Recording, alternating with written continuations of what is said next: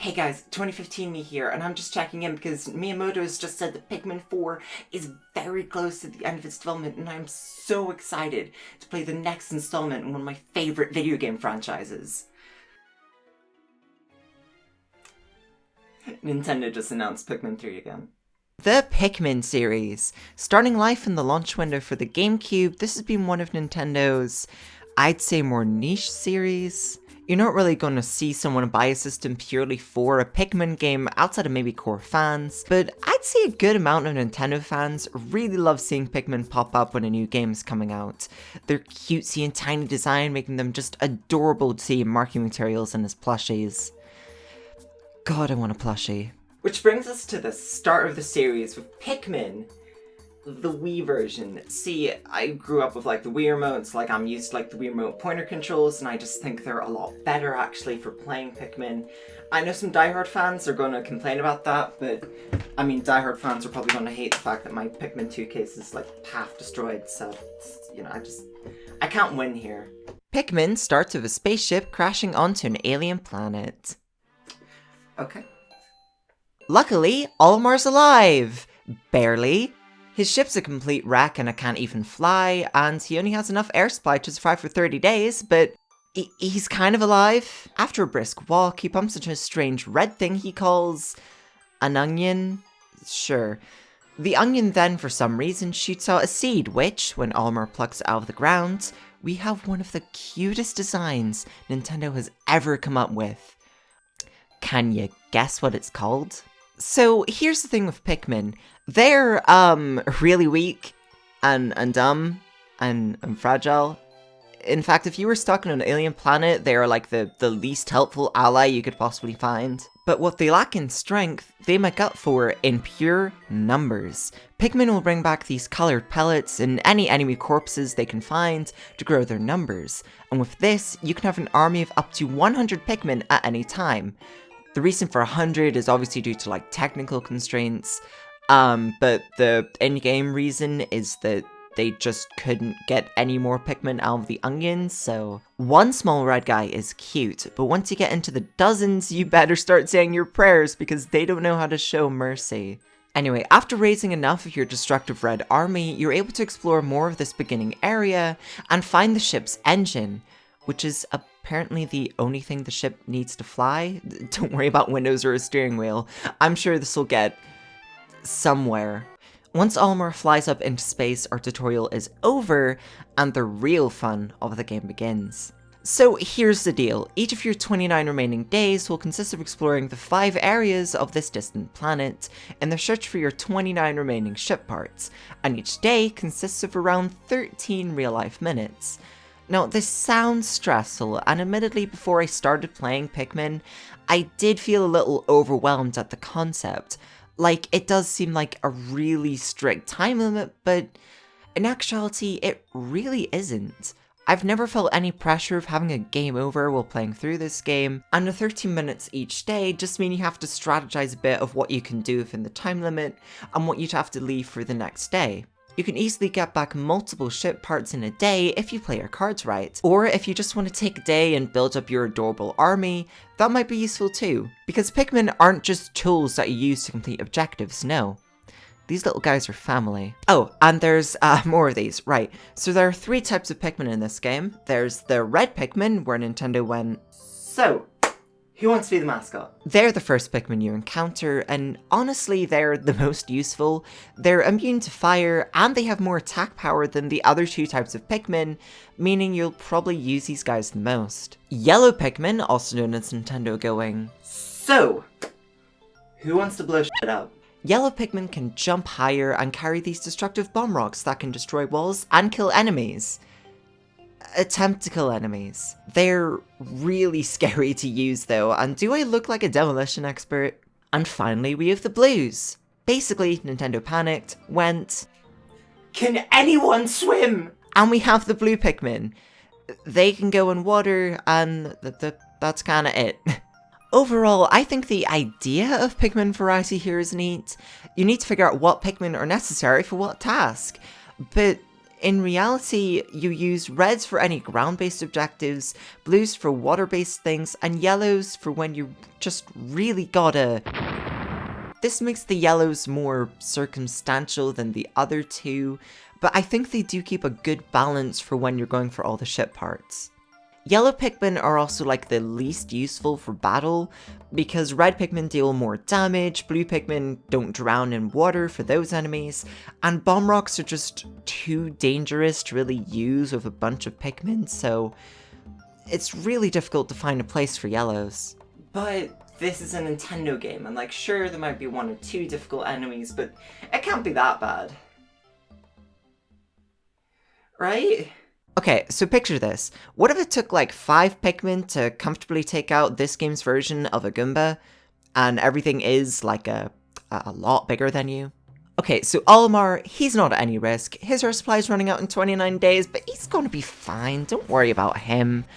And honestly, with one exception, I don't think there's any enemies that could really even wipe out all your Pikmin. But the problem is, each enemy can easily wipe out a decent chunk of your Pikmin if you're not careful. Bulborbs will sleep during the day, but if you don't take them out while they're sleeping, they can easily eat a large chunk of your Pikmin in just one munch. Sheer grubs will hide underground and then pop up and just eat a couple Pikmin.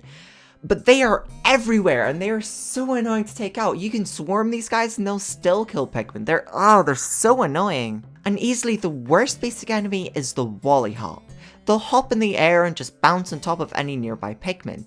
They can take out so many just by themselves in just one hop, and usually they're around water, meaning they take ages to take down, and they don't even eat Pikmin, they're just jumping on them for fun! I first played Pikmin when I was 12. I've been holding this in for a long time. One other major factor you have to consider is nighttime. Everything becomes a lot more aggressive when the sun goes down, so if you leave any Pikmin out in the open, they'll be left behind and you'll be greeted to a heartbreaking cutscene of them trying to survive and not doing it very well. I know they're just fictional game characters, but they're like family now!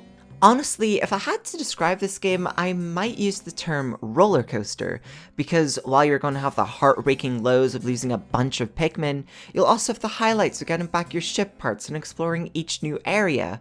Speaking of, I love all of these areas, they're gorgeous. That's one thing about the Pikmin series, they always try to show off what the current system can do graphically. And back in 2001, and heck even nowadays, this looks amazing. Look at the water! Although, admittedly, in this first game, the areas do kind of blend together for me aesthetically. Like, there's only a couple of set pieces that really let them stand out. The only one that's really unique to me is the forest Navel, which stands out because I am going to get lost really easily, and it's dark and scary, and I don't like it, and I get that's the aesthetic here. I'm not judging, I'm just crying on the floor. If there's one thing I really enjoy in each new area though, it's finding every new ship part. Every part will have some simple puzzle or enemy encounter to get through, which you'll have to plan around if you want to be efficient each day. Like, here, you might find a ship part just sitting out in the open, which is great, but you'll need to make sure all the enemies are taken care of because, bless the Pikmin's hearts, they're not very smart and kinda just walk right in front of enemies. And you'll also need to build 2 bridges in order to make it across the water. So while it's easy to get this part back in one day, the amazing part of Pikmin's design is the multitasking. So while these Pikmin are taking care of the bridges, is there a wall somewhere you can take down, or an enemy you need to take care of? Planning how to get through each meticulously designed area full of parts is what makes Pikmin super fun to me, and this only gets better with future entries. Also, Olimar will give little pieces of dialogue for each ship piece you find. This can be quirky pieces of dialogue, such as him not really knowing what a certain piece does, or maybe he got ripped off by a shady dealer, to really touching moments like gifts his family got for him as he wonders how he's doing while he's stuck on this planet. It's a really nice touch. I mentioned before that some of these parts are with enemy encounters, and sometimes it might just be a few Bulborbs or something lying about, but other times it's a boss. And I say that with quotation marks because honestly, although they're bigger, I think I overall lose less Pikmin to them. BT Longlegs is the first one that springs to mind. It's a giant spider thing. It'll just pounce on top of your Pikmin and then strut its stuff. It can easily crush your Pikmin, but honestly, if you're patient, this isn't too bad. Unfortunately, I'm not patient. There's this armored cannon Beetle. He shoots rocks, so you have to jam his rock shooting hole. That just sounds wrong. In order to defeat him. There's the burrowing Snagrets, and honestly the only reason I'm good at these guys is because they've killed way too many Pikmin in the past, and I'm not okay with that. I guess there's Gulix. I don't know if he can really kill anyone. And on the complete opposite side of this is the Smoky Prog, an optional boss that only people who are insane decide to go after. I went after it. This creature has a poison trait, which no Pikmin are immune to in this game, meaning you either have to be really precise or you lose a bunch of Pikmin. And I lost a bunch of Pikmin. And then there's the final boss, Emperor Ballbacks, who is actually really challenging. He has a bunch of HP and a bunch of defense, so the only way I can figure out how to defeat him is to get him to eat bomb rocks, which stuns him briefly at the cost of a yellow Pikmin every time you do. I lost quite a few Pikmin to him, but honestly he was just really satisfying to take down. Even if it took so long that I had to come back a day later just to pick up the last ship piece, and that's it. It drove my day counter up by 1. Like, I could have beaten the game in 17 days, but no, I have to deal with legal age of adult days. But after this, Olimar will fly up into space and your victory is secured. Depending on your ending. There are 3 endings, but I got the good ending, so let's not focus on the one where he lives as a Pikmin. Oh no. And that was Pikmin 1, the first one. I still have all of these to go through. But overall, the game is really short. I don't think I really said that, but the game is really short, only taking me like 4 hours to go through. And you may not have really thought about that because like how much I talked about, but that's just because I'm like super passionate about this series. But this first game, despite being short, I would play through it again in a heartbeat because, God, it's just so much fun to go through. That's the thing about Pikmin. Each time you play through it, you're losing less Pikmin, you're developing new strategies, learning more about the enemies. You get all your parts in fewer and fewer days. This is one of those games where even if you're not a speedrunner, it's kind of fun to speedrun, if that makes any sense. And I think this is highlighted because this game also has a challenge mode where you're just building your Pikmin numbers. And while it is a good mode, I don't think it captures the essence of the main game. You're just building up your Pikmin numbers, but not for the purpose of building your ship.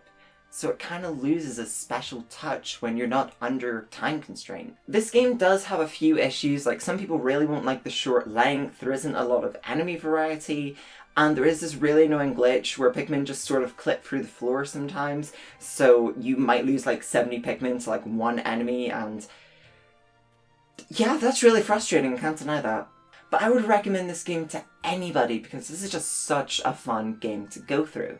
Now, if you'll excuse me, I'm a sucker for consumerism, and I want a full collection of plush Pikmin. Not too many, just, you know, enough to have like a full army like in the game, so 100 should do.